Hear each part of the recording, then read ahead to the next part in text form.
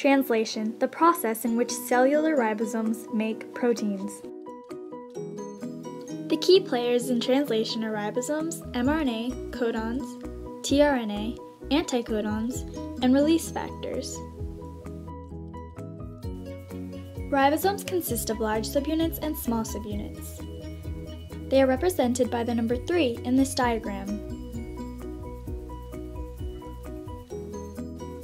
Ribosomes are sphere-shaped structures found either free in the cytoplasm or bound by the membrane in prokaryotic and eukaryotic cells. mRNA, or messenger RNA, carries genetic information via nucleotide sequences, which are arranged into codons consisting of 3 bases each, from DNA in the nucleus to the site of translation, ribosomes. Codons are a series of 3 nucleotides which code for certain proteins. tRNA, which have this bent shape, carry amino acids which correspond to the codons on mRNA to the ribosome. These amino acids form proteins. Anticodons are 3 nucleotides that recognize complementary codons. A release factor is a protein that recognizes a codon or stop codon which results in the termination of translation in an mRNA sequence.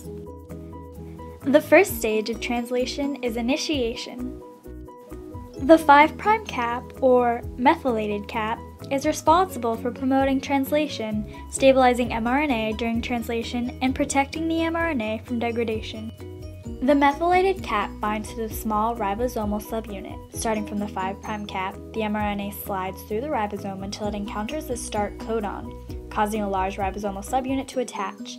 With the help of GTP, a tRNA with the anticodon and amino acid that correspond with the start codon then binds to the ribosome.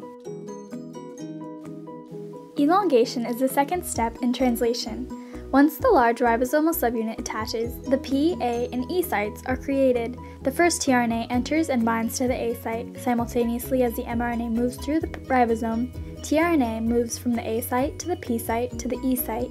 The tRNA continue to bind onto the codons and move through the steps. The P site serves as a drop-off site for the amino acids. The tRNA takes turns holding up the polypeptide chain as they move through the P site. A good way to remember this is A corresponds with 1, so it is the first spot, P for polypeptide chain or protein, and E for exit. The process continues until the stop codon is reached. Termination occurs once the stop codon is reached. The stop codon codes for a release factor, which causes all factors involved in this process to dissociate. The product is a completed protein. Think about it like this. A woman is cooking in the kitchen with her son. In this scenario, the woman is a ribosome. She scans the recipe top to bottom. The recipe represents mRNA, and the instructions are codons that code for specific ingredients. These instructions, or codons, code for proteins, or in our case, dinner. The woman's son, representing GTP, brings the ingredients in the correct measurement bowls, tRNA, containing amino acids to the mixing bowl or polypeptide chain. The bowls go from the A counter slot, where they are checked for accuracy, to the P counter slot, which corresponds with that of ribosomes, where the ingredients or amino acids are put together. If the ingredients are placed in the wrong measurement bowl, they are not poured into the mix. Likewise, tRNA with incorrect amino acids do not bind to the mRNA codon. The empty bowl is then placed on the E counter to be washed.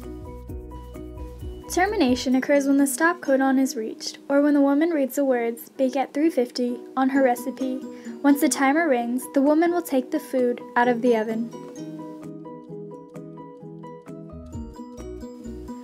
Just as the release factor causes the ribosome, mRNA, and polypeptide chain to dissociate, so too does the timer cause the food to be removed from the oven. Let's review. The methylated cap binds to the small ribosomal subunit, causing the large subunit to attach, creating the A, P, and E sites.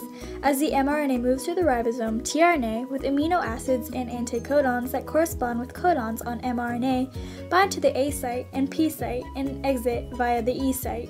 The polypeptide chain remains in the P site until the stop codon is reached on the mRNA and a release factor binds, causing all parts to dissociate.